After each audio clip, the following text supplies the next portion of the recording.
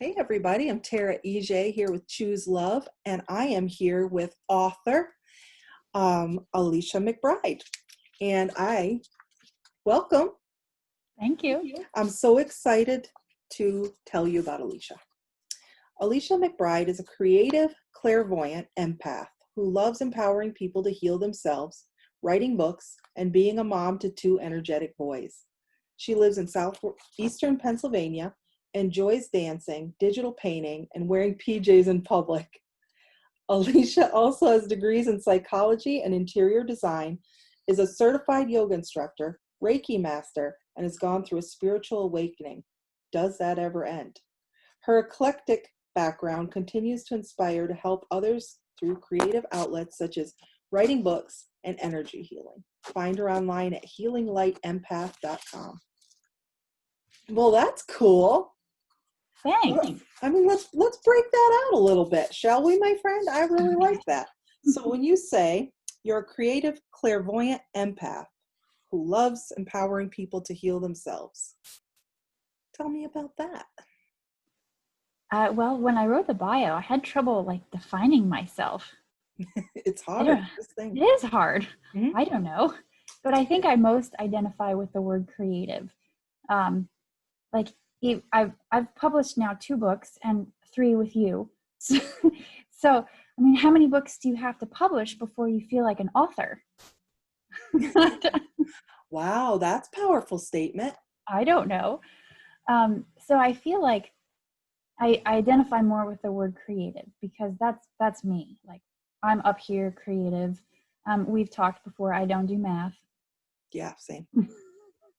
We were lucky we got this interview together, right? I mean, let's be honest. We did it. Yeah, we did it. So I mean, that's me. I'm creative. I'm a little airy.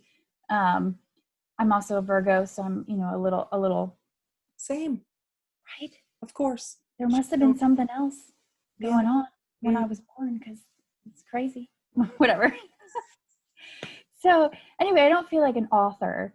But I feel like a creative, and I will express myself in a creative way in whatever way I choose to at that moment.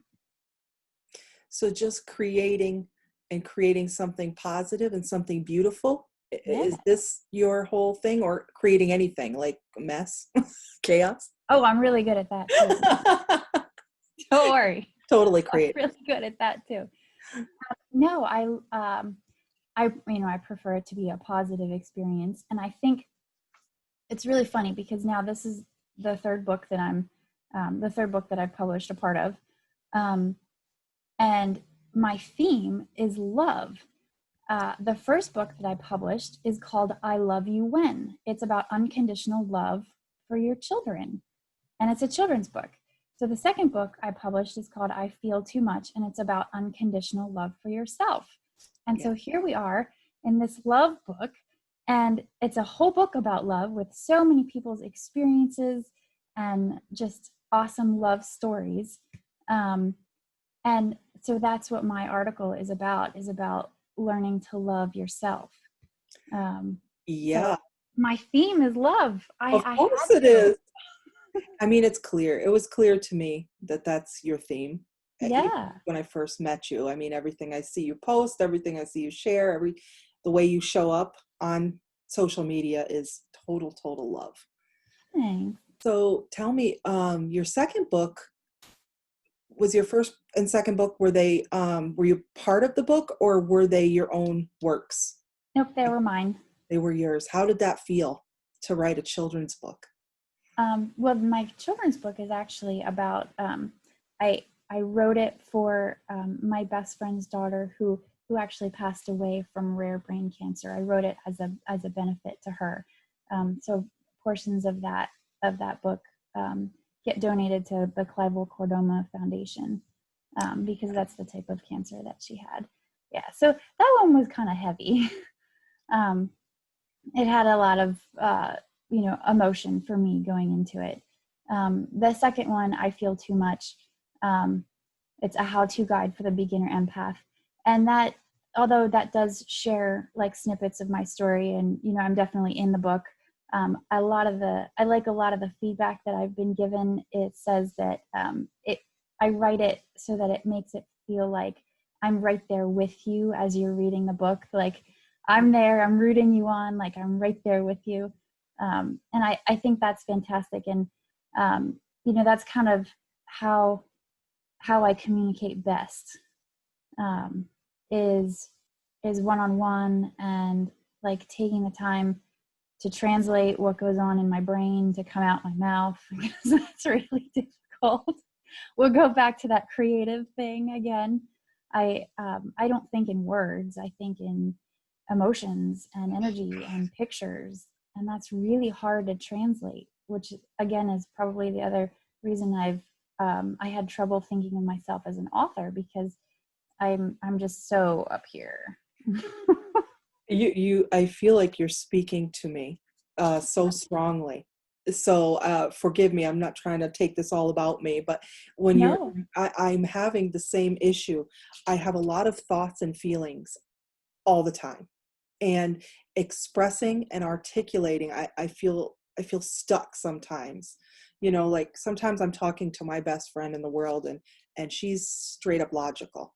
So she's like, I'm going to need you to complete that thought. And she's like, and I'm like, so I'm trying really hard to get it out, but it's so funny to hear you say this. Like, and let me ask you, I'll just go all the way.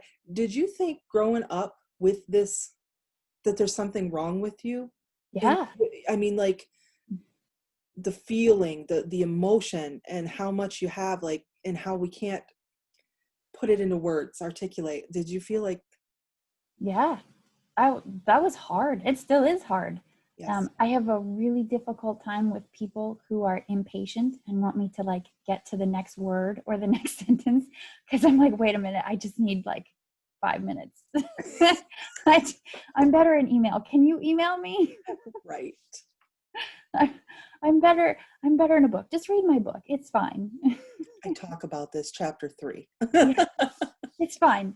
I don't know what to say or how to say it, but it takes me a long time to compose myself and to figure out what I'm going to say. And I often lose my train of thought. I mean, I think that comes with, the little airheadedness that we have going on here. And I think some of it is with age. After you have kids, they just make you nuts. Have you ever done all angles. did you ever do the Myers-Briggs Mm-hmm. letters? Do you know what letters you are? I'm just curious now. Oh yeah, I'm an INFJ. Okay. Which is like the most rare kind. Of course, right? A And unicorn. somehow like all my friends are INFJs. That's funny. Mine was ENFP. So what I think is, what I read about it, which was so fascinating, and I'm going to share because I feel this so much. When you speak about airheadedness, I felt the same. I'm like, God, I just can't get a thought. I'm an airhead. But what I learned is that people like us, we feel so much that we want to do things with other people. Like we want to make other people happy. So we say, okay, like, yes, we're going to make a decision. Like say we want to go somewhere driving and 4 people want to go. We're going to be like, okay, we'll go with the flow. But then what happens is, as you're driving, you realize I didn't really want to do that. And it becomes stronger and stronger. And then you wanted to do something different. Like, so we look like airheads, but what it is you're kind of feeling your way through life. So, I think if we really start learning about ourselves and each other and all these different types of personalities, then, we can get rid of some of these condescending labels, because we're actually not airheads at all. We're making kind of more intuitive decisions, instead of a logical process all the time. We just need that extra minute. We just need a damn minute. That's it. That's it. Second. So Pause. I see you have 2 boys. Yes. Yeah. What ages, may I ask? They are 3 and almost 5. They'll be 5 next month. And you wrote 3 books. Yeah. And you think you're an airhead. You're amazing. Congratulations on that. Oh, thank you. And so you have done Reiki Yeah. and interior design. Yeah. Okay, very cool. I've had a lot of jobs. That's a topic of discussion with my friends. They laugh about it. It's funny. So what do you like about interior design? I like the creativity, and I love color. I love color. Oh, yeah. So Routine. I'm not super high fashion. I am serious when I say I wear pajamas in public. It happens all the time. But I love color. I love design. I have this like serious appreciation for architecture. I just think it's beautiful. So I actually became an architectural photographer. Before I had kids, I had my own professional photography business, and I was, Really? I was photographing beautiful works of art. Yeah. Where would you go do this? Where? I worked for like realtors and contractors in the area, or landscape professionals, people who designed something that was beautiful that they wanted to showcase it on their website. So I don't do that anymore. I've got the whole love thing going on now. But it was a lot of fun at the time. It was great. So Alicia, I know that you're always talking about love and self-love. Do you think women have more of a problem with this than anybody else? I mean, than men, I guess I should say. Or do you think this is an all-encompassing issue? Are you talking about like sensitivity? Like, I think everybody has, a certain level of sensitivity. I think women naturally are more in tune with their feelings. Yeah. I think men are getting there. And I think that was kind of conditioning, because boys weren't allowed to cry. Some of that is conditioning. And I think we're getting out of that. We're growing. Yes. We're going past that. Like, I tell my two boys all the time, you get it out. You cry, you express yourself in whatever manner that you need to safely. Yeah. You can hit the floor. Yes. I think it's important to express your emotions, because if you bottle it up, it's not healthy. It's not. I've been there.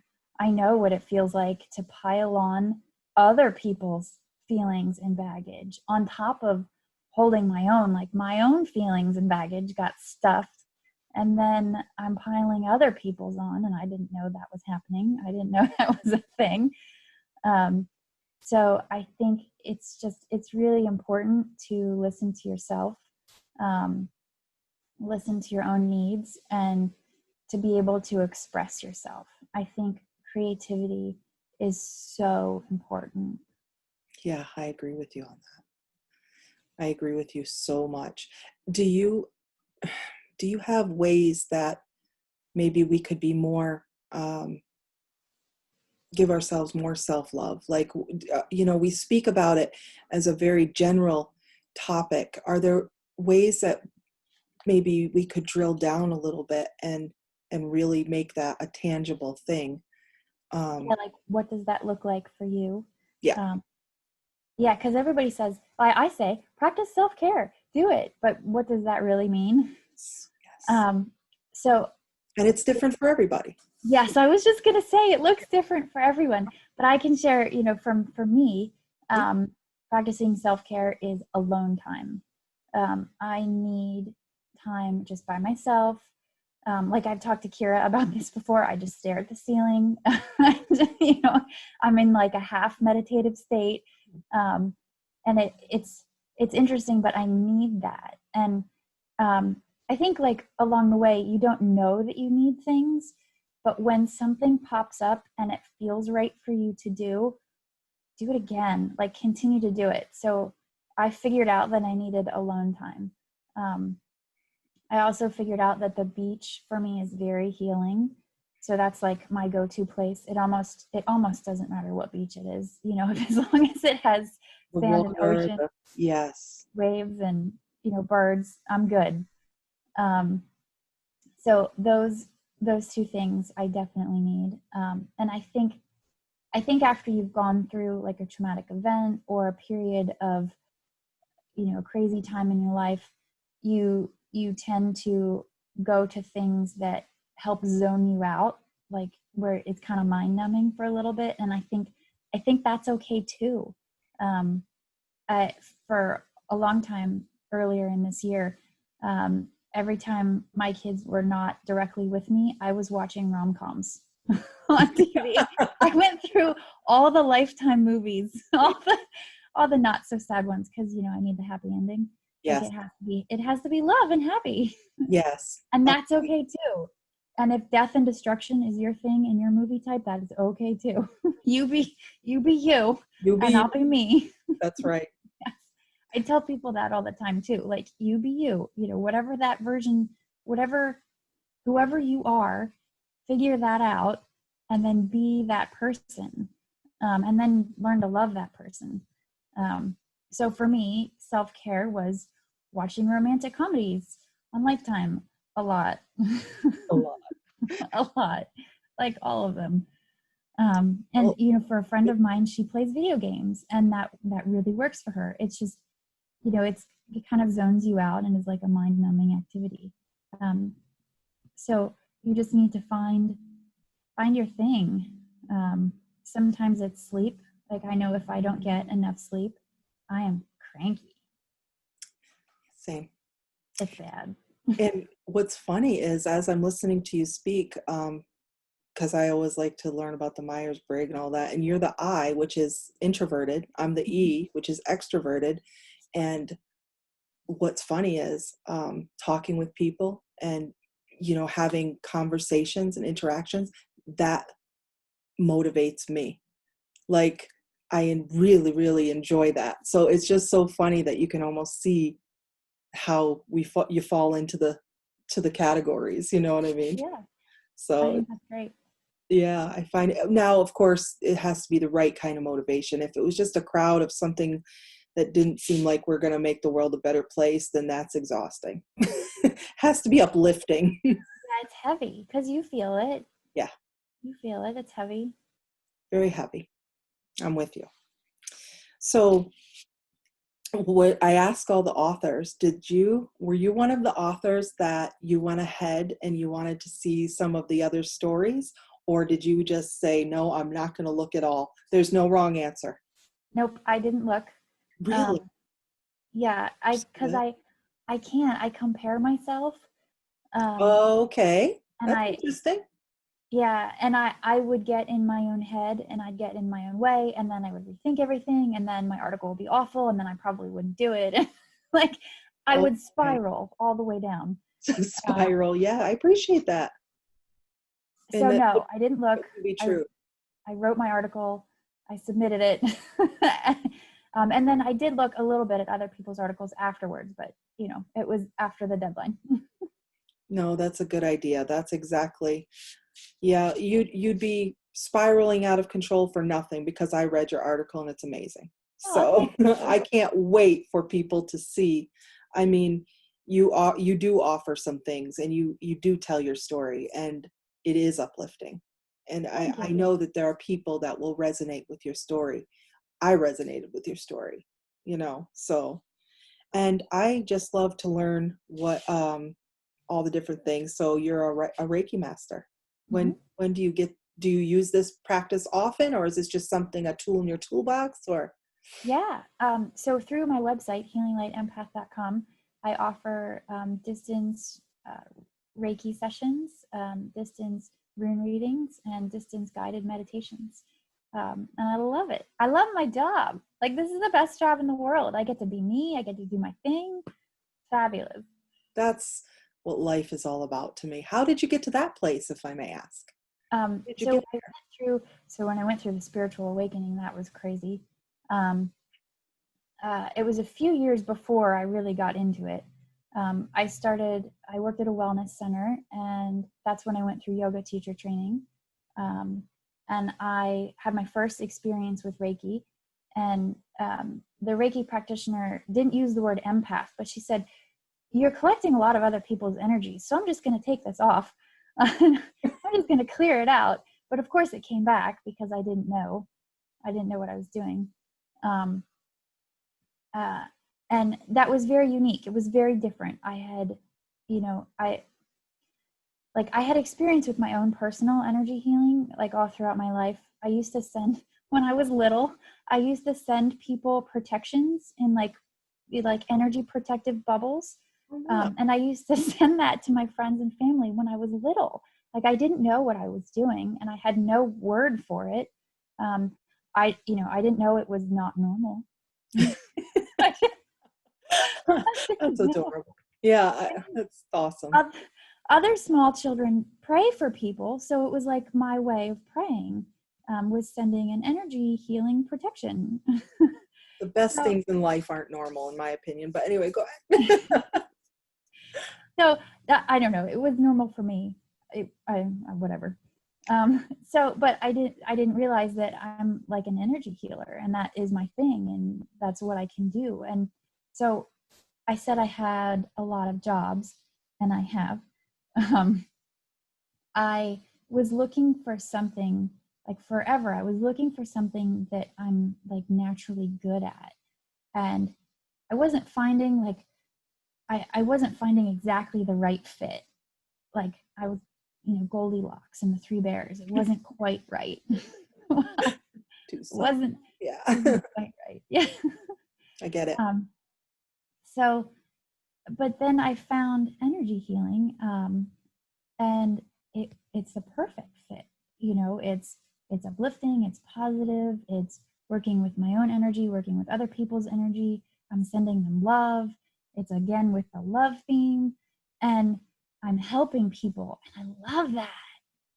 Like, I don't want someone else to go through what I went through if I can prevent that, and everybody has their own journey, but like if I can help them in some way, like that gets me. Aww. Yeah. What does it look like, a session that's healing? What might someone expect if they come to your site and ask for a service? What would that kind of entail? I mean, it's just so interesting. So it looks, well, on their end, it feels a lot like feeling better. Nice. Nice. In general, just feeling better. You feel more open. You start to notice yourself a little bit more. You're a little more in tune with what you think and how you feel. And it, like a Reiki session, it kind of kickstarts the healing cycle. It tells your body that, hey, like, I want to do this. I'm ready for my next level. Like, I'm ready to improve. I'm ready to let go. I'm ready to get out of whatever situation that I'm in. I'm ready to be a better version of myself. And so, but I would say in general, it looks a lot like feeling better.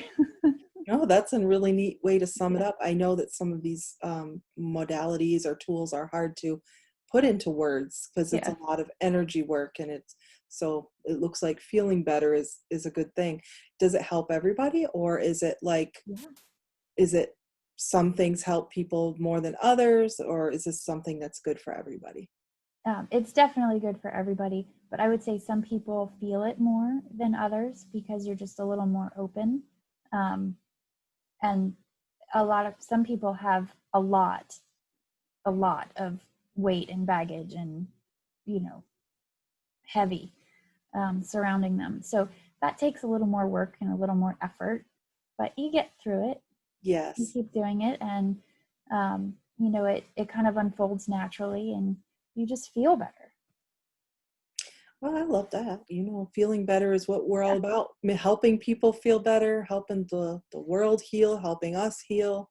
I mean, it's kind of our vibe. It's kind of a love vibe. Yeah.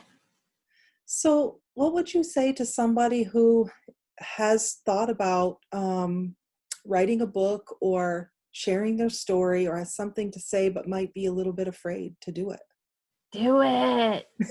Do it. I'm scared.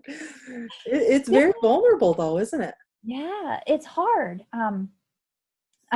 I, yesterday I commented on somebody's post on Facebook, and I said, if we weren't already Facebook friends, I would friend you again, because she was just so awesome. Like her, I mean, she just laid it all out there. She was very vulnerable, and that takes guts and Right. courage, and it does, but it's so freeing afterwards. It It's is. so freeing.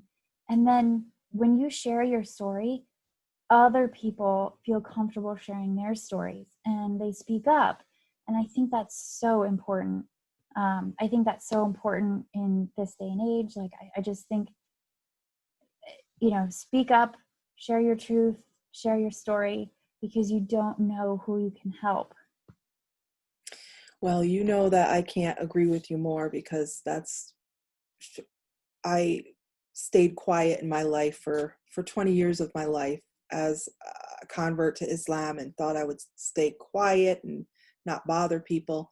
And in the last 4 or 5 years, I started being me and telling my story, and just using my voice, and it's changed my entire life, and in the best of ways. And it's put me on a journey that, yes, you will find some uh, not so nice things. You are going to hit some negativity. You are going to hit some backlash. But this is what pushes you to be the best version of yourself, if you're in a place where you're brave enough to try it. And I didn't even know I was brave enough till someone told me I was brave, and then I thought, am I? So it's just, we're all brave when we use our voice and speak Yeah, up. I like that. We're all brave. Yeah. I'm really grateful. Yeah, as a matter of fact, I have a little, I don't know where it is, but a little board that says "Be Brave," and I started with that in 2017, and just kind of putting it in my head. And I wanted to be brave. I didn't think I was, and so it's very exciting to see just this book come together. All the brave people that are in this book, all the brave people that we're going to reach. I mean, this is the courage to be kind, the courage to be loving. Oh yeah, I can't express it. Just gonna feel it. Exactly. There are no words. It'll be Just crazy. feel it. I love it. I love it. So what else? What else do you have that you're working on right now, Alicia? Are you still, you're growing your business with your Yep. Uh, empath business? Yep.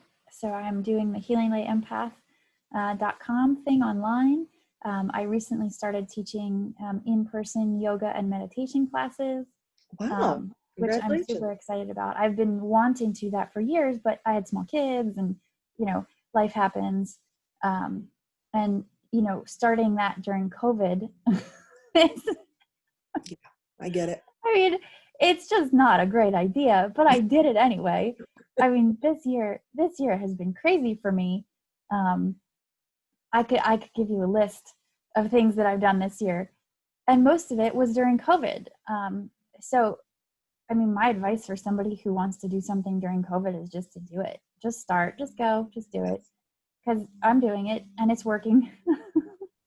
A lot of people are pivoting during Yeah, COVID. They're changing and trying new things. And I, it's a pretty good time if you can, because yeah, anything goes.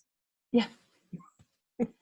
And I have my first book signing this coming Saturday, and I'm so excited. Congratulations. And we're all going to be wearing masks, and we'll all be social distancing, and everybody will stand 6 feet apart, whatever. But we're going to do it. Where's your, I forgot to ask you. Oh, Pennsylvania. Yep. Yep. So that's where you're located, in Yeah. Pennsylvania. So they're coming and you're going to sign books. Mm-hmm. That's exciting. Yeah.